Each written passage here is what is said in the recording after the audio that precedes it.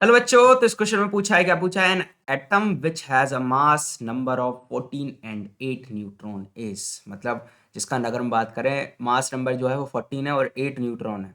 ठीक है, हाँ, तो बेसिकली क्या है, अगर हम बात करें मास नंबर कितना है 14। ठीक है सर, तो 14 लिख लेते हैं, मास नंबर 14 है और हम उस एलिमेंट को क्या मान लेते हैं, एक्स मान लेते हैं।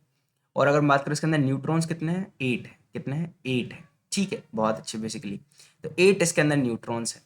ठीक है, तो हम लिख लेते हैं कि भाई मास नंबर जो है, ठीक है, मास नंबर जो है वो कितना है, अगर हम बात करें 14 है।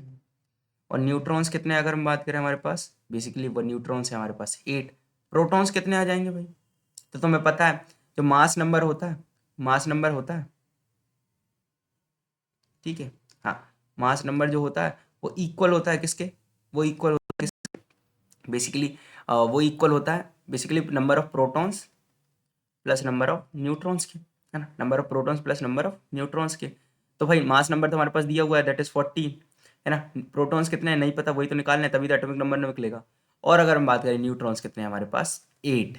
कितने हैं, 8। जैसे ही तुम प्रोटॉन्स के नंबर से लेकर आओगे तो वो आएगा लगभग 6, है ना। कितना हो जाएगा, 14 - 8 मतलब 6। ठीक है, तो अब तुम देख लो प्रोटॉन 6 है, मतलब एटॉमिक नंबर भी कितना हो गया, अगर हम बात करें 6 हो गया, एटॉमिक नंबर भी कितना हो गया, 6 हो गया। ये आपको पता होना चाहिए, बहुत ही सिंपल सी चीज़ थी। ठीक है, तो ये आप देख लो यहाँ पर भी, तो एटॉमिक नंबर 6 किसका होता है, कार्बन का। किसका होगा, कार्बन का। और कार्बन का अगर मैं तुम्हें बताऊं एटॉमिक नंबर 6 होता है, और 12 इसका अगर हम बात करें एटॉमिक मास नंबर होता है।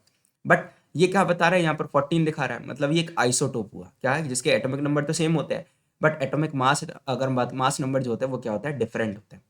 ठीक है, तो ये जो है अगर हम बात करें, ये जो एलिमेंट है वो कार्बन का क्या है, आइसोटोप, है ना, कार्बन आइसोटोप। ठीक है, हाँ, ये आपको पता होनी चाहिए, बहुत सिंपल सी चीज़ है कि isotope of carbon should be the correct answer, option C, है ना। टिक लगा देना था तुम्हें जल्दी से। हाँ, धन्यवाद।